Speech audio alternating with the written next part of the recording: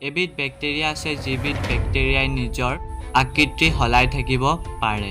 আৰু আপোনালোকে ভাবিছেনে কেতিয়াবা যে আমি মুখে বায়ু ললে গোন্ধ কিয় নাপাওঁ এনেকুৱা ধৰণৰ কথা জানিবলৈ ভিডিওটো শেষলৈকে চাই থাকিব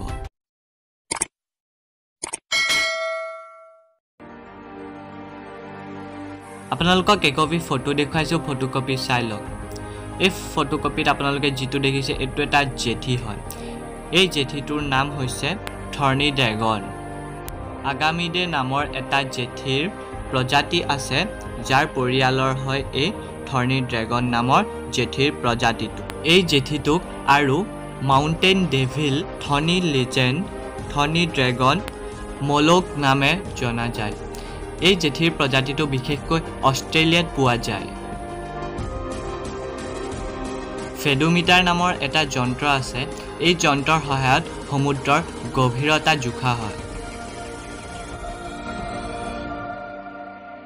বাৰুদ এই বাৰুদ প্ৰস্তুত কৰিবলৈ ব্যৱহাৰ হোৱা উপাদানবিলাক হৈছে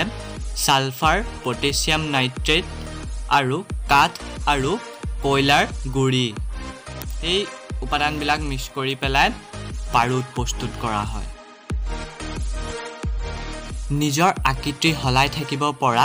বেক্টেৰিয়া বিধৰ নাম হৈছে এচিটোবেক্টাৰ এই বেক্টেৰিয়া বিধে নিজৰ আকৃতি হলাই থাকিব পাৰে আপোনালোকৰ কেতিয়াবা চকুৰ পতা ইয়াত এনেকে লৰি পাইছে নি যদি পাইছে তেনেহলে এনেকুৱা কিয় হয় যদি নাজানে তেনেহলে কওঁ যে কোনো কাৰণত তেজ চলাচলত বাধা পালে এনেকুৱা ধৰণে কেতিয়াবা চকুৰ পতা কপিবলৈ ধৰে আৰু আপোনালোকে ভাবিছেনে কেতিয়াবা যে আমি মুখে বায়ু ললে গোন্ধ কিয় নাপাওঁ চাওক ইয়াৰ কাৰণটো হৈছে আমাৰ ঘ্ৰাণ স্নায়ু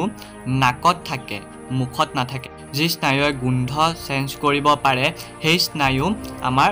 নাকত থাকে মুখত নাথাকে আৰু ইয়াৰ কাৰণতে আমি মুখে বায়ু ললে মানে গোন্ধ নাপাওঁ আপোনালোকৰ মনলৈ কেতিয়াবা এটো প্ৰশ্ন আহিছে যে আমাৰ চুলি কিয় পকে বাৰু আসলে চুলি পকা কাৰণটো হৈছে যে চুলিৰ গুৰিত থকা ৰঞ্জক পদাৰ্থ যেতিয়া শুকাই যায় তেতিয়া চুলিৰ ৰং বগা হয় মানে পকিবলৈ ধৰে আজিৰ ভিডিওটো ইমানে আছিল যদি ভিডিওটো চাই ভাল পালে তেনেহলে ভিডিওটো লাইক কৰিব